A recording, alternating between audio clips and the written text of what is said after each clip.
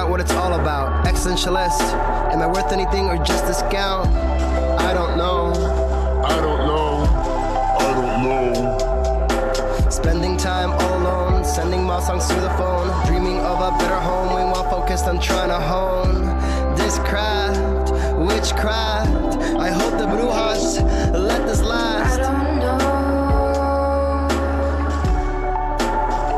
if the earth is made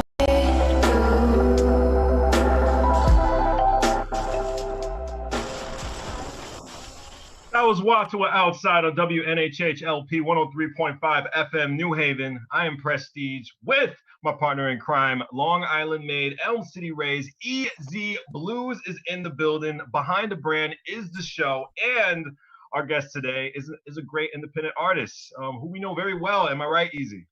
Oh, dude, this guy is a brother in song. He actually is all over the Blues. I've Got Issues EP. He's added so much flavor. Oh yeah, no, he added so much flavor to the EP itself, but also to my life in general.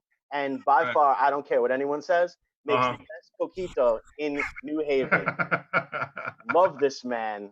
Love him. I'm pinching his cheeks. I've missed him so much. You're social distancing, pinching cheeks. Yes. This is the new hashtag we're about to make right now. Yes.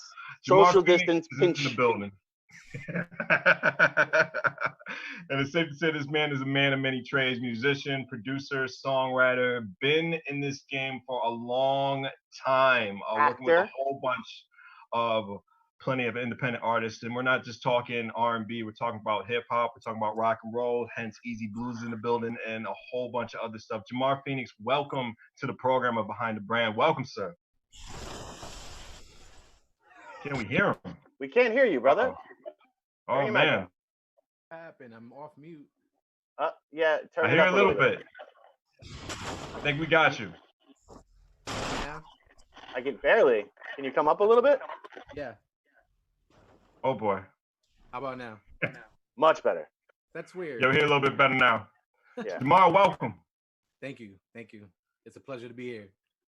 Absolutely, man. Absolutely. Pleasure to have you, man. It feels like I'm hearing you for a live set. I've been to live performances throughout the state. And just tell our listeners for the first thing out, man, what brought you into this whole music thing? What you want to do for your career? Right ahead. Yeah.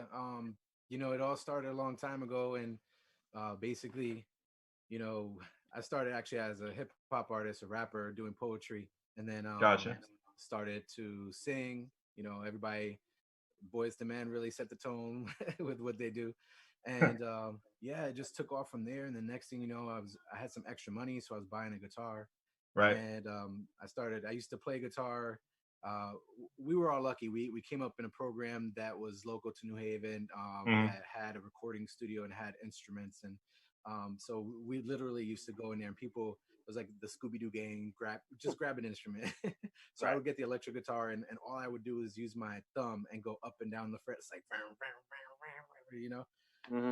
But ended up buying a Yamaha acoustic guitar, and it was great. Taught myself, and I used to start by listening to like Destiny's Child's album and just would riff along with Bill's, and that's what I did in the beginning a lot. And then I was always into writing songs, but then it started to come together, and then first round of songs that I had ever written, just it started to fuse guitar, like acoustic guitar, R&B vocals, hip hop, like all of it. And I always epitomized Lauryn Hill, because I think she set the tone with that ability to be diverse and do things on a multi-level. So yeah, and that's kind of what it started out as. Obviously, I'm in a band. The band's called The Hooch, and we actually, both of us rap and we both sing and we do harmonies together. And then I play guitar, he plays percussion, and so we take that same concept and we fuse all these elements. So if you come to a show or you hear us, you're gonna get a little bit of everything, So it's really cool. I think my path as an artist individually, it's taken a long time of building and growing, but I wouldn't change a thing. You guys met in 2013, am I right? Yep. And tell us about that meeting, because I know it was a little bit just organic between you two. It was go right ahead, tell that story. It's a great story. So basically what happened was it was at Stella Blues, and Mm-hmm. Stella Blues I left music for a while, about 7 years, and Gotcha. it just came back, and it came back with a force, and I just couldn't stop writing all this stuff. And so um somebody was like, yeah, Stella Blues has the best open mic. So it was Mm-hmm. Tuesday nights, and I went there. And so the bar manager who used to, handle also the bookings, she was the booking manager, came up to me one day after I was playing. She's like, "You're so good." She's like, "You need to hook up with my friend Mike. He raps, and you guys will sound so good together." So it started out of just that kind of thing where we were really being like set up to just Mm-hmm. meet and maybe do some music. And one day they had like an open mic, and they needed some filler. And so also this kid Casey was doing the open mic circuit. So we just jumped on there, and they happened to have somebody had like a cajon or something. So I think Casey maybe brought his or something. So Mike jumped on the cajon, and so that's how it kind of started. Mm-hmm. Um, Now where it's at is, we just have this syncopation, I call it. It's like this wavelength where sometimes I'll turn to him before I could say what next song we should play. He'll shoot out the name of a song, and we were thinking the same thing, and it's cool. Right. That's But yeah, awesome. that's really how it happened. Yeah. It's very hard to have a person like that in your life, just to have that nonverbal communication, especially when it comes to music. I know I'm not a musician myself, but just to have a person to have the same wavelength of what you're thinking, just and also the same work ethic is very hard. And that's any profession. That's any profession possible. Did you even think it will just last this long between you and Mike being in the hooch for about 7 years? To be honest, yes. Gotcha. Because the thing that sets us apart from a Hmm. lot of people is that it's that chemistry. It's Right. not only that, it's also just the music and what we do. And we've grown and grown and grown. And every time I think that, oh man, I've learned so much, maybe this is it, and this is my ceiling, and it's not. And we keep on growing and evolving and learning. um yeah, so to be honest, once it started to build, and once I saw, like, we've had some moments where it's amazing, and, Right. and to feel people clapping along with you or doing what you're hoping they will do when you put out like a top-notch performance. Mm-hmm. We've broken through that ceiling sometimes with the energy, and I felt what it's like to just, that rock star feeling that people talk about. And the reason why it happens is because of Mike and I. The crazy cover songs we pull off, like, Yeah. a lot of people aren't expecting them. We've had people who um they were going somewhere to maybe grab a drink or something to eat, and Mhm. didn't even know there was music, and ended up staying the entire night, and came up to us after and like, we were supposed to leave hours ago." And so it's really cool because sometimes the guests or the fans, they'll play guessing games because we Mm-hmm. don't always jump right into a song. We might lead up into it, um, and they're trying to guess what the next song is going to be, and then they'll hear maybe a note or something that, oh, okay, there's that recognition. And so it's cool because not only are you playing music, but you're taking them on a journey, and we're completely doing that, and it's only possible because Mike and I, just like, we have that chemistry. Mm. And then, speaking of chemistry, I'd have to say too, I'm okay to admit this because I think I'm okay with always doing this as well. When we play our live shows, Right. there are always moments of sort of improv. Mm-hmm. It's my bad habit, but it's a good habit too because I'll use my looping pedal and I'll come up with something, and I'll Yeah. start building it, and then Mike comes up, he'll figure it out, and he'll do the beat. And so people don't know that we're actually just making something on the spot, and it ends up being Mm-hmm. really cool. And I'm like, oh, I got this, old rhyme that's not a part of any song. Let me just drop that. And Mm-hmm. so that's the chemistry part. That's why we've been able to sustain this for such a long time, because on our level, we have that joint vision, that chemistry of what we're trying to do and put out there. And then on the opposite side of the level, we know that our quality is grade A quality, and that's why the fans and the people who are in the audience, they keep coming back, or they support us or follow us because we're giving them something that they're like, wow. And it's only two guys, so. You're definitely on it when it comes to crowd participation. And that's one of the biggest things. You're not bland when it comes on in the stage. And I love the whole improv you do. And especially, I think it was like what, Mario Wines, you always like the improv to all the time. I Mm-hmm. always see that going on. There's always different versions of the same song, but you always, Right. switch it up, which I really love about it. Well, and that leads a lot to what you were saying before, Jamar, where the audience plays guessing games. And really, for Mhm. people who've never seen the hooch before, Right. it's automatically a guessing game because one, your guy's name, they're automatically going to think of certain thing. And then you pull up with a cajon and an acoustic guitar, and people are like, "Oh, great, it's the next Mumford and Sons," and they're expecting that style of music. And now you start to actually throw in some R&B and these different elements that you start to build, and you've completely surprised people from jump. And that's one of the things that I've always loved about you guys is you're constantly evolving and constantly keeping the audience on the edge of their seat.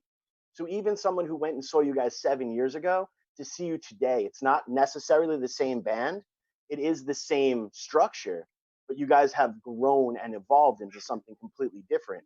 And the fact that you're taking all these different elements, you also have no fear as to be playing on any type of show. I've seen you guys on punk rock bills. I've seen you guys on hip hop bills. I've been with you guys on those bills as well. And you have that like, well, we're going to do our best no matter what genre we're currently playing with. And that is one of the things that really I respect artist to artist about you guys so much. Thank you. Thank you, Easy Blues. No problem. Now tell me about the songwriting process, Jemar. What led you into that? If I had to point to one thing, I would say definitely poetry. Like I started just writing poetry a long time ago, and for me, my aesthetic on songwriting, I think nowadays it's changed a lot for a lot of people. The industry has changed. The music you hear out there has changed. And my number one knock out of anything, because there are songs that sound amazing. My number one knock on mumble rap is that ultimately, if you think of a song and you strip it down, and so you have layers, right? And you have your music and you have your vocals and you have effects and you have all these things. But when you strip it down, at the core, the most important part of this song, of any song, are the lyrics. And so, sometimes you hear people swear a lot in songs, or you hear people doing a lot of different things in songs. And for me, those are actually wasted opportunities. Because if you think about it this way, a song, you have but so much time to really do it, right? And nowadays it's even shorter. They're like, hey, do a 2 to 3 minute, 2 and 2.5 minute song. So, the words are super important. And so from that level, for me, songwriting will always be one of the premier things that I do, because when somebody's listened to your song enough, it's like watching a movie, right? Like Avengers. I love Avengers. And so, I tell you, I saw the last one 3 times in the movie theater. And would you believe that I cried more in the third time than, yes. Because, and it was because, I don't know, because, you start noticing little things and it hits you even more. And I knew some of the scenes that were coming up and I was like, why am I crying right now? And so it's the same way with a song, that people are going to listen to a song. Hopefully they'll listen to it multiple times. And by the time they get to that third, fourth, fifth, whatever time, they're going to start to hear the words more. And if you don't have substance in the words, if you don't have something unique about what you're doing with the words, then I think you kind of failed a little bit on the song entirely. All of the people that I know in the industry, especially the indie artists, everybody, they're paying attention to all of the elements, and that's what's key, right? For me, songwriting, my approach individually as an artist is there should be, I mean, you'll find a lot of poetic elements in my stuff, but it's slide. Absolutely. Like, it's not in your face. Absolutely. Alliteration, I do it on purpose sometimes, Mm-hmm. Peter Piper picked it, right? And then the same thing, you're gonna find rhyme scheme, and you're gonna find cleverness. Like, puns are so important, and people think, oh, puns, I'm just gonna do it in hip hop and rap, I just need that there. And I do it, I do it also in my writing. Like, one of the songs on the EP, Place in My Bed, it goes, doesn't matter what happens, we'll always be forever. Our love so nonfiction, destined to be together. So you have rhyme already, and now you have, like, imagery and all this stuff. Mm-hmm. Like, what am I trying to say? Our love's so nonfiction. I want Right. I want the listener to think a tiny bit. You know what I mean? Because Mhm. then they're gonna get it and be like, oh, I get that. That's dope, Right. right?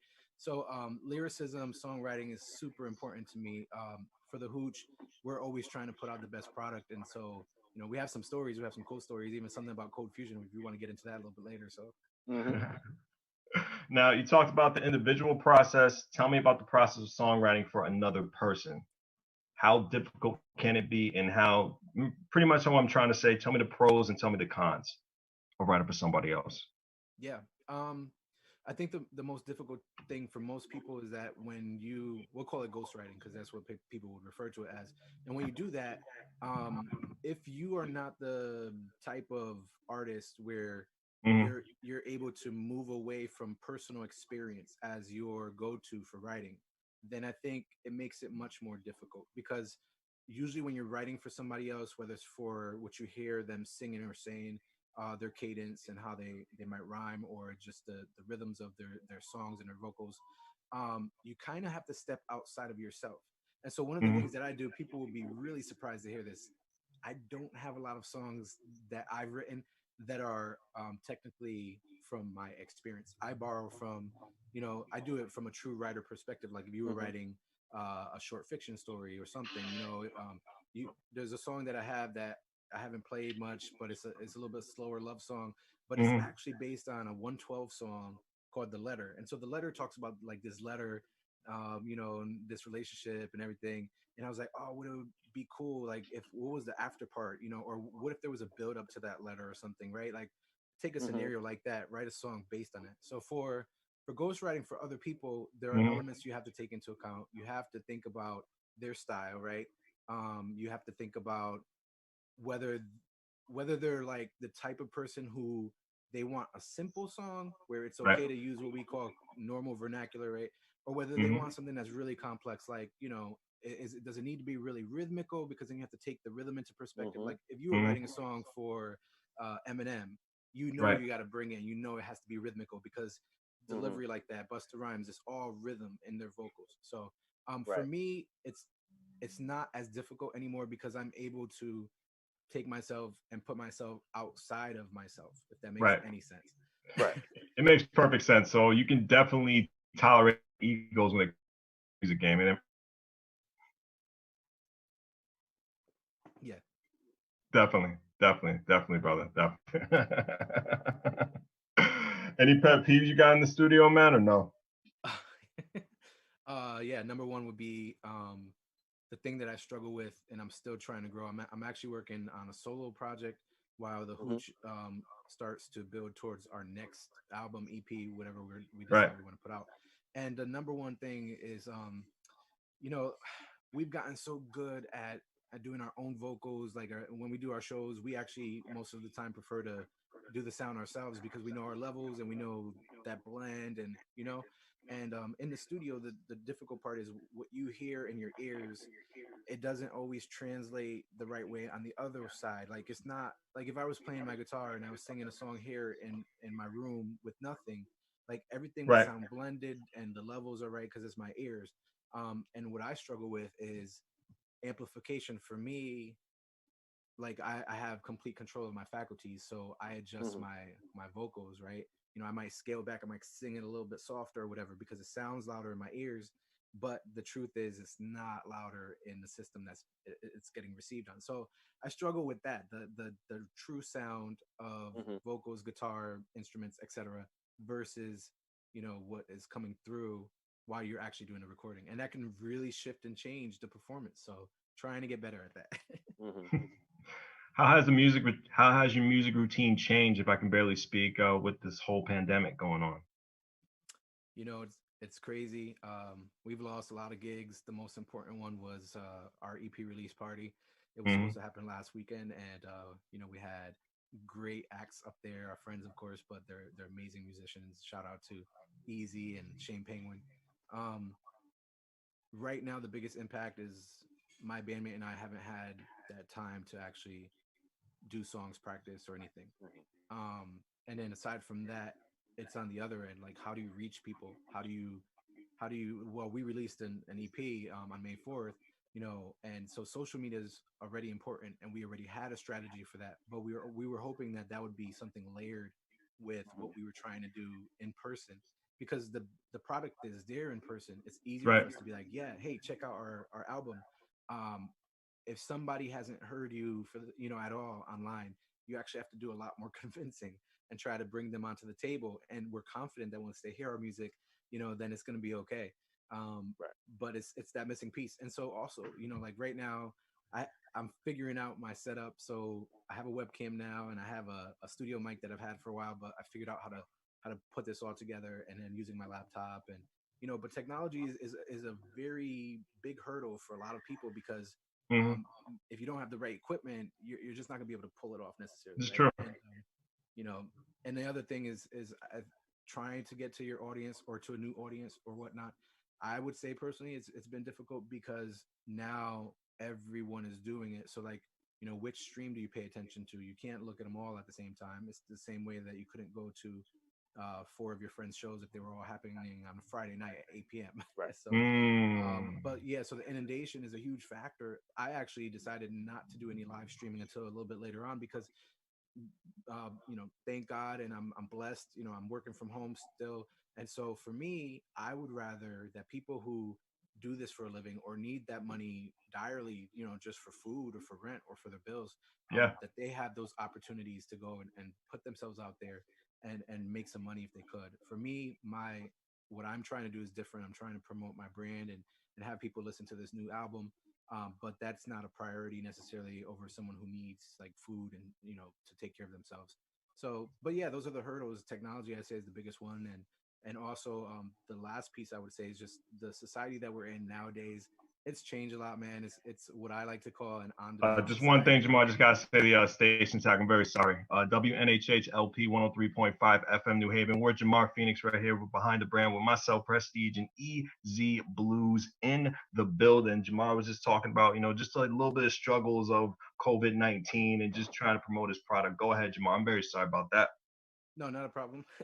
Yeah, so yeah, just talking about one of the main things Mm, that is tricky to navigate is the society and how we live nowadays because things come so fast at us. I call it an on-demand society, and it is. you know, people don't know this, but the analytics track something like 3 second views, but you know, this is 1, 2, 3. So it just means that maybe somebody scrolled and they were looking at the video for a second. Doesn't mean they watched it, you know. So Mm, navigating how to actually we want to engage with our audience and we want to actually, you know, meet people and talk to them and grow together in our music because it's a two-way street. We put out music, but it's for the benefit of the fans and the audience to enjoy. So Right. um, no, I definitely agree because you are your own business card, and that's everywhere you go. And there's a lot you can say face to face instead of on a computer screen. And I'm happy about what you said with your answer that you're just holding back because there's a lot of people that depend on these gigs just to eat. Some people do this full time, and it's probably was different from you back then between like 2013 when you might get first formed, just to get your trying to build that fountain. I should say, just establish yourself and get that whole brand out there. Easy knows about this too. Just even trying to get that brand out there, trying to network with different people. Mm-hmm. It's very hard. And matter of fact, you got to think about the artist now, trying to start out now in 2020. Had this whole plan lined Mm-hmm. up, and then coronavirus just happened right out of nowhere. So everything he or she or even a group just did just had to rechange the schedule and switch it up really quickly. And I'm happy that you said you still gonna promote, still do you, but just hold back for those certain artists who really need this time. I remember we had Wata about 2 weeks ago. He said he's planning the live streams, but he did say something about payment within those live Mm-hmm. streams, just to Yep. let you know that it'd be a guaranteed audience member and for you to enjoy his pride to engage in that face-to-face time. So yeah, it is hard, but you can get through it and you can promote yourself. But speaking about promotion, Jamar, you do have these new songs coming out and you do have this new material. Just tell the audience about just your EP and just what's going on right now. Because I know you said you're going between two projects, your solo project and the Hooch project. I want you to continue about that, man. Go right ahead. Okay, so yep, shameless plug. Go This right ahead, man. We're all that's the for it. We're artwork all right for it there. here. And Definitely. you know, I think I like that you're talking about our business brand and such. Yes. Because what I'd like to share is a lot of people don't get to see um everything that goes into it. And so what I just showed you, that CD, I was able to commission the artwork, but I actually designed the entire CD inside and out. The inside actually I designed. It didn't exist.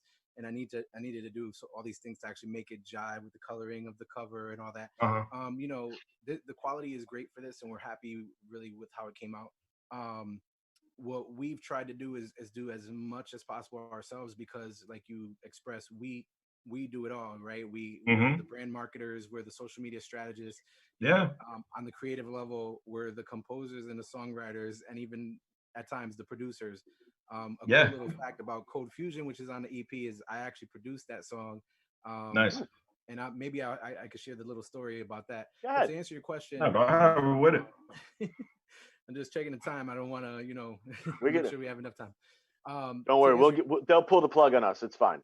To answer your question about just the strategy behind it all, yeah, there's a lot that goes on behind the scenes, and people don't realize how long it takes to actually give you, the audience, a 3-minute song.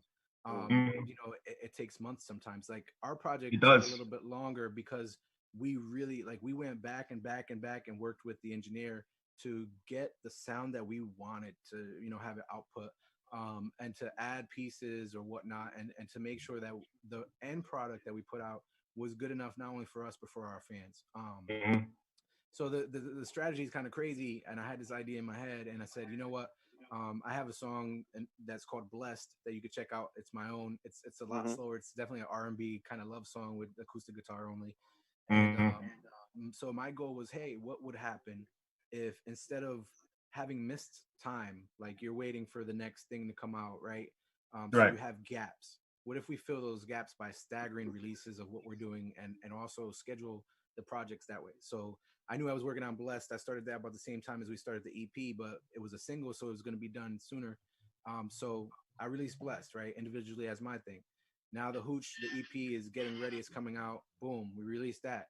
In the meantime, I've been working on my own project because the goal will be then I can release that music, and while the Hooch is working on the next thing, so that when my music comes out for that, now the Hooch will shortly after, we're going to have something else that we could put out. So there's constant music in a way coming out. So I don't know if it's going to work. I don't know if that's a smart strategy. It's just something that I came up with in my head. Well, no, actually, a staggered strategy is always a best play, and finding the proper material to drop. Look, it's kind of like building a team. Okay, when you build a team, you want to put the right players in the right spot, and it's the same aspect. And that's what a lot of musicians and a lot of artists, beyond music itself, really forget about. And I had this moment actually this week. I've done a whole bunch of retail. I've done a whole bunch of different type of business, and I've always kind of shied away from it because I'm gonna be a rock star because that's who I am. But on Wednesday night, I was sitting on my couch, rolling and folding shirts, getting a proper inventory, setting up the Bandcamp so that the inventory is being active on the Bandcamp itself, and coming up with these strategies and realizing all of that stuff business wise really has prepared me. I say this all the time, and I spoke with when we spoke with T.S. Monk last week, we were talking about the importance of mathematics to music, and paying attention in those mathematics classes. Doing social distance learning. When my son is learning fractions, I was able to show him how to break up the fractions by using notes, by using a quarter note, an eighth note, and these different type of things. Nice. So both, when you get into that world where it's that perfect balance, that yin and that yang of the business aspect and the creative aspect, that's where you start to really level off, and things will start to take off in incredible directions. Jemar and I are coming up with a great business strategy and a great Spotify strategy to help more people, more eyes get on this incredible product. Because no matter what, no matter how near and dear, and it is your baby, it is your creative baby, but in reality, it's a product, and it's a product that people need to consume. That's the reality of what this business is. Yeah, I think. And I love it how you said business easy. Jemar, do you think most, not all, independent musicians treat this as a hobby over a career? I'm gonna have to be honest and say yes. Okay. And I think it's easy to do that. And look, let's face it. Let's be honest that there are a lot of musicians out there, and we're all at different levels. And whether that's creative, whether that's business minded, it's just the truth, and it's just how things are. You're gonna get what you put into it. Hopefully, that's what you get out of it. But it's also gonna be sort of ingrained by your approach and what your ultimate end goal is and your end game. And Mm-hmm. because if all you want to do is play, happy hour spots at your local area because you enjoy playing music out and you just like that, then you're not going to push yourself as hard because there's no need to necessarily, and you might only play a few gigs a year because that's just you're just doing it to fulfill maybe a creative need in your life. If Mm. you are doing it to, I'm really happy, honestly, to say that I don't have to do this as a living because I Okay. know it would change my approach and it might change the product as well. I would have to be much, much more aggressive, and this would be. I think about it all the time. I go to sleep and I have songs in my head, and wake up and I have them figured out. But it'd be another kind of beast to really have to do this on a regular basis, and do it to survive and financially. So for me, it works that part of it is hobby, but there's also the business aspect where I am thinking about. I think to Easy's point and to your point, it's Mm-hmm. important to talk about the before, the here now, and the after, because music, especially when you put out the product, which is in this case songs or an album or whatnot, um, there's a lot that happens before and no one will ever see. The here now is like, now it's out, you've released it, you've done this and this, and the after is actually maybe even more important because just because we released it, we're not done. There's promotion, there's trying to True. get it out to people who have never heard you before, because there is a fan base, but how do you get to them, right? How do you reach them? How do you get people to just listen to the music? Right. And then there's even more strategically, like, how do you get people to add them to their libraries in Spotify and play them on a regular basis? How do you get on playlist? How do you get them onto the radio station? So that's Yeah. where we are phase wise. But this is the business, right? Because you want to look at it, and if you're looking at it from a business perspective, everything that you do, you need to take into account your expenses, which it could be something as simple as how much gas did it cost to get to this place. If you need Mm-hmm. equipment that you didn't have, what did I have to spend for that? And when you're doing albums and when you're doing music, I mean, people never see how much it costs, but it costs a lot of money to put that 3-minute song out. And Mm-hmm. you're talking about production, recording, any equipment that wasn't available. Promotions is a huge piece. In my That case, is. cover art and artwork. And so it all adds up. So then at the end, afterwards, you also, from a business mind standpoint, need to be thinking about getting your return on your investment, right? And so that, Mm-hmm. going back to math, what you said, Easy, like Mm-hmm. this is basic, simple accounting, credits and debits. Right. um, but but I spent XYZ amount. I need to recover at least the same thing to get that back, for what the cost was. And then if I want to Mm. hit a profit, what do I need to do to hit a profit? So I do think that a majority of artists, if they're independent, may not be thinking at this scale, at this level of this is how I need to approach my stuff. I did read somewhere before that you should treat it like a business. You Right. should consider that your fans, in addition to being just fans, that there needs to be engagement with them, because it's about a journey, bringing your fans on that journey. Mm-hmm. um but yeah, I wish more people thought about it business minded, because and I'm gonna flip it. I'm gonna Go say ahead. I wish venues in Connecticut thought more about the business side of being independent musicians going out there, because for a Mm. lot of them, they could care less, and they just want to, they're like, I need 10 acts and I need Mm-hmm. them for all these dates, and they just throw stuff out there and they don't care of the product, they don't care who it is, they're just filling the dates. And Right. where that's tough is that it just means that even if you are doing things at a maybe a higher level, a better quality than maybe somebody else, it doesn't matter, it doesn't translate to the venues, and from a pay scale, or from a you know maybe short list scale or whatever, that does matter, it should matter, because some Mm-hmm. people are thinking about it more differently, and some people are putting a lot more effort into trying to give a polished product than some other people. Why would you not, maybe at least put some of those on a short list, and if you have dates, say, oh, I know this band always brings people, they always put out a great product, let me Mm-hmm. approach them first for some bookings and give them maybe some dibs on like dates or whatnot before I start spreading it out there. Right. Well, Because actually, I want to piggyback. Go ahead. Go ahead. Do your I was call. going to piggyback too. I was going to Okay. piggyback too. I So think, I think we're both I'm thinking the same thing. right. I'm gonna piggyback Because there. I'm gonna we piggyback. we've seen these similar experiences going in, because I travel with Easy to these different venues. I even seen you at these different venues as well too, Jemar. I'm happy that you mentioned how some venues, I'm slurring my words because I have a lot going through my cranium right now, just pick anybody. Now, for a person who's just starting out, can you just please just give just a little more advice of what you just said? I also got some more questions about the whole basic math about doing your own thing. Plus, I still want to piggyback. So go ahead. You talk. I know you want to piggyback, so we're just going to piggyback over each other. Hey, I'm tagging myself in first. I'm tagging myself in. All right. Tag you in later, but I'll tag you in later, Bubba Ray. I'll tag you in later. Okay.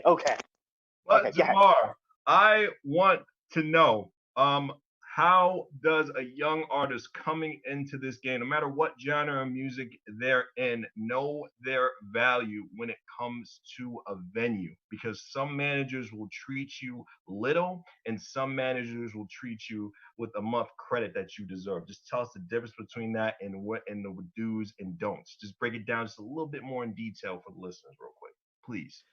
Yeah, I mean, if you're first starting out, I think it does get a little tricky because nobody knows you, and maybe you're not as comfortable doing these things, right? We've been playing a long time, so I'm plenty comfortable when I'm out there in an environment, and it doesn't phase me anymore. So there's no nervousness, there's no all those little things that people don't see, right? That could affect your performance. Right. First off, I would say know the venue, right? Know if you're a rock band, then if a venue is like a small mom and pop eatery, you don't want to go play there. You don't want to even approach them because, to be honest, you're not going to fit what they're looking for. It's probably going to end up bad, and then all this effort goes in it, and now you could have put that effort towards a venue that actually would be looking for what your product is. So you got to know your product, and you have to align that product with the venue that you're trying to perform at. I would say also in the beginning it's difficult because we'll face it and say that Connecticut doesn't necessarily pay out well, but there are other things that can increase that compensation. And so some of those factors are, do they include like anything else with your pay if you're going to get something? Like sometimes places give you a food tab so you could order a meal, or also looking at what they're actually offering and making sure that they're not just really trying to shortchange you. I know there are some venues out there who want to give you $20, and my advice would be, if you're a young artist, if you're okay with getting some exposure and just using that for practice, to build up to the bigger things, then it's okay. Right. But if you feel like you're already established and like you have your product and you know what you can do, and you know that your individual value, you have to know your value. That's kind of a little bit of a slap in the face. My advice would be, don't play it.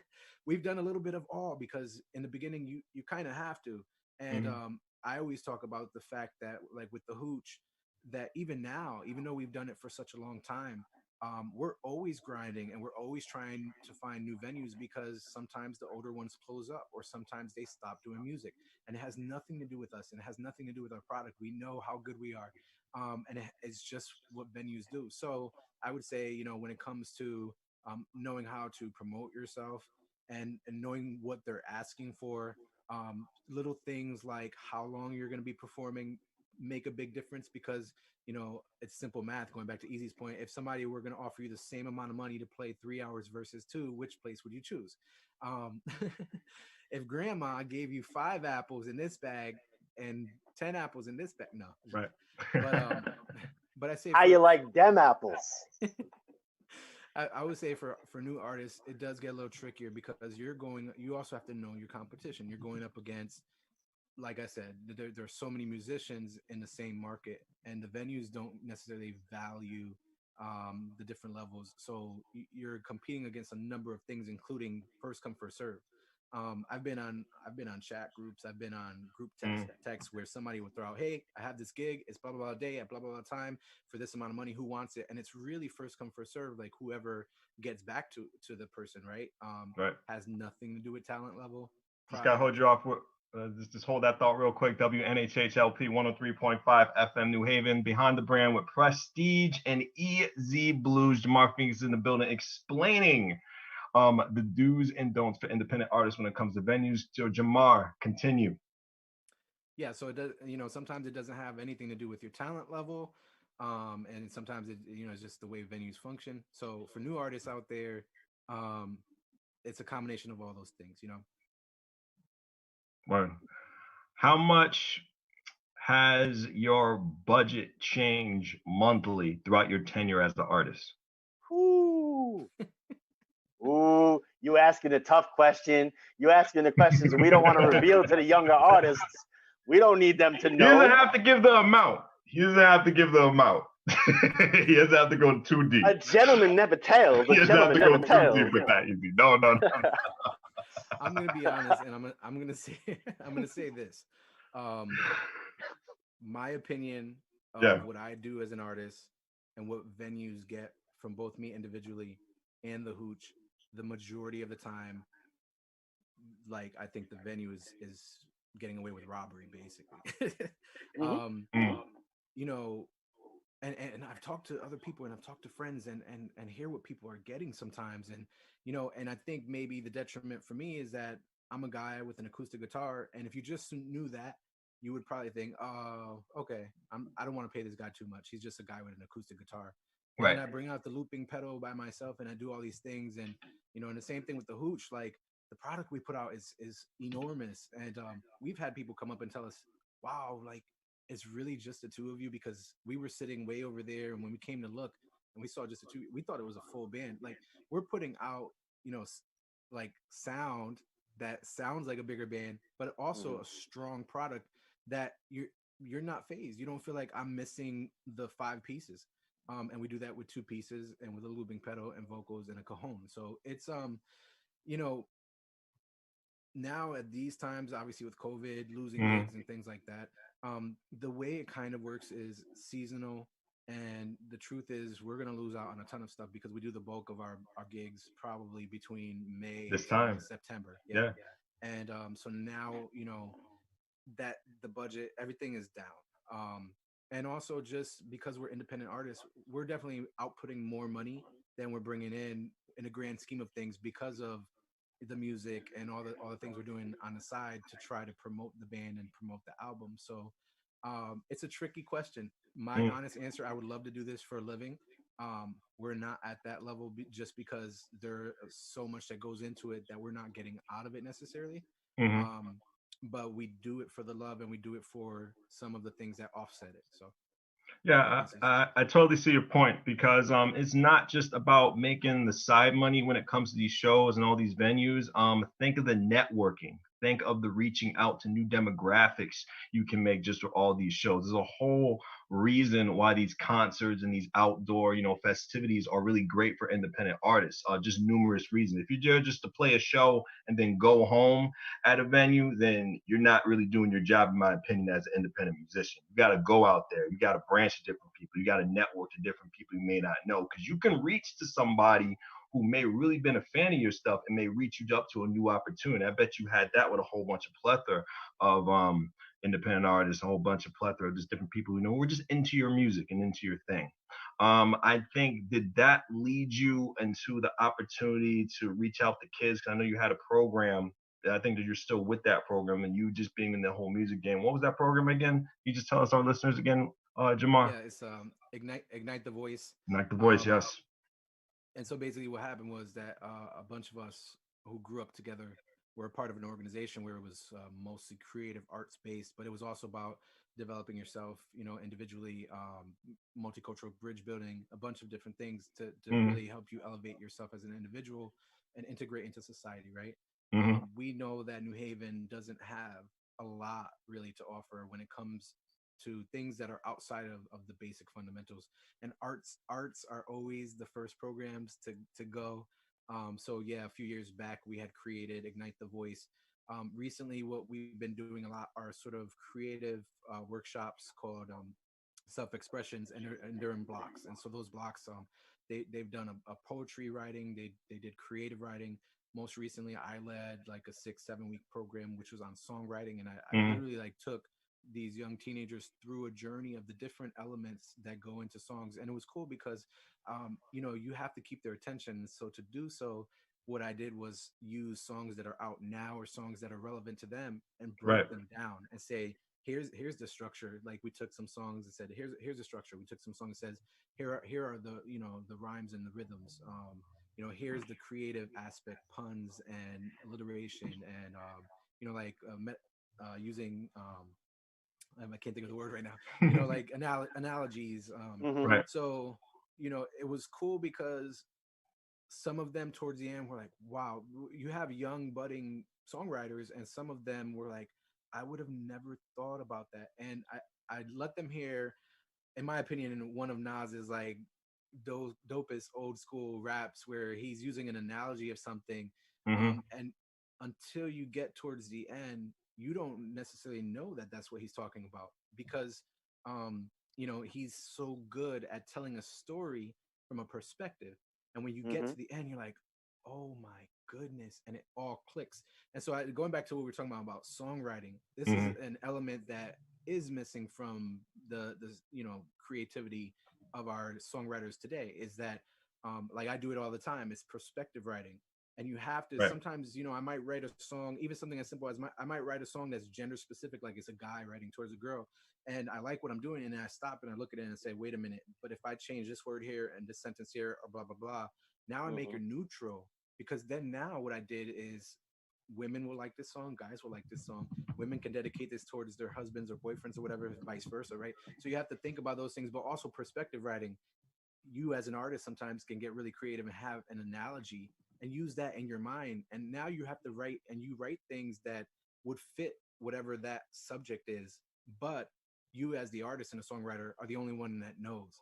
And then the audience, they're going to get a song, and they're going to, because that for the most part audience members will always interpret the song a little bit differently on their own accord, right? So but as as a songwriter, that's going to give a like a specific feel to it, so that you're writing from a specific place, and then the product isn't just like vague, and it actually it'll give it more of a foundation and have that ride through the entire songwriting process. So but yeah, for the kids and everything, that's what we were doing. That's awesome, man, and I really thank you for that, man, because the kids need it. They really do need it. We have just a little bit more amount of time space left for the interview, but I just want to let listeners know before we premiere your music at the end of the program, how do we differ a Jemar Phoenix project from a Hooch project? Ooh. And what are some parts that are a little bit of the same? I think like the Hooch, we always talk about, we use this word hoochified, right. Like we put our own little twist on it, whether it's a cover song. We do it with our original songs too as well.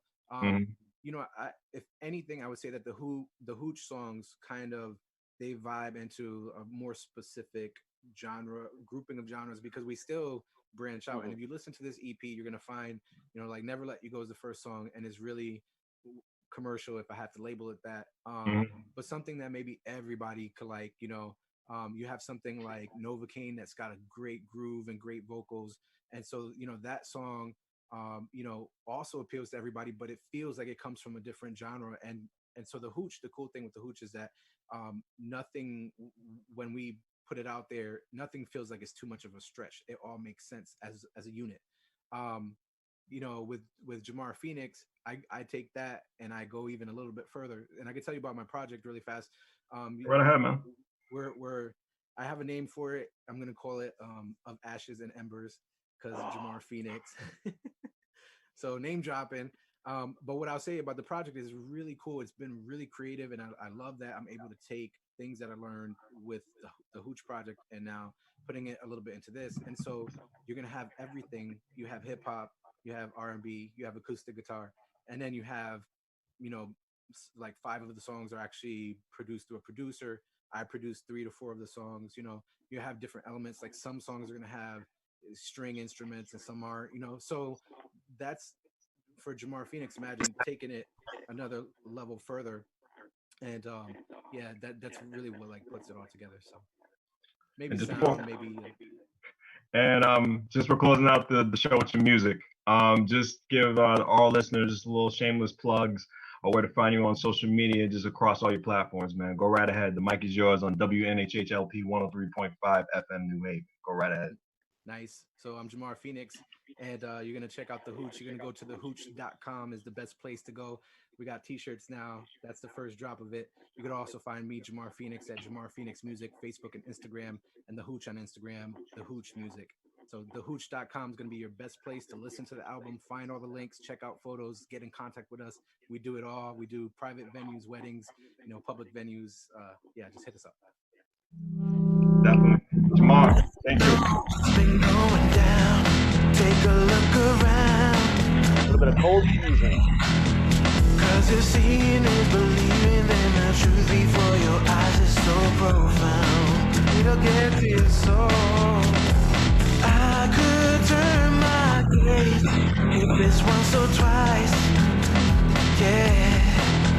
But when lightning keeps on striking, then the truth is something that can't be denied. No, I don't know what you've been told, but I'm trying to control confusion.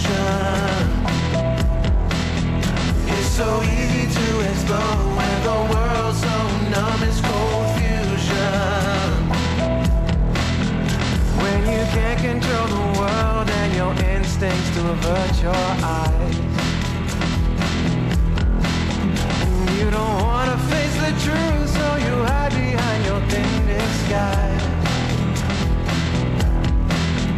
But your fate is getting close with the shadows creeping in, so you take another dose of the secrets held within. I don't know where to begin, but the power will hypnotize. I don't know what you've been told, but I'm trying to control confusion. It's so easy to explode when the world's so numb, it's cold fusion. I don't know what you've been told, but I'm trying to control confusion. It's so easy to explode when the world's so numb, it's cold fusion. Can the world save faces, still so addicted? Busy acquiring materialistics. Apples with value but no nutrition. Watching reality stars turn to misfits, when in reality girls are going missing. Souls lost who say to drugs and addiction. The north and south are still so distant. Need a bigger knife to cut through the tension. How about the fact that you can't see through it? Never mattered in the past, feel the blast of the truth coming back to retract what you knew, but you never had a path to pursue. Can't get out of our own way, flowing down the causeway, so we feel the heat as we're running down the streets of our own brain. Now we're getting lost and it's causing confusion. It's cold fusion. I don't know what you've been told, but I'm trying to control confusion. It's so easy to explode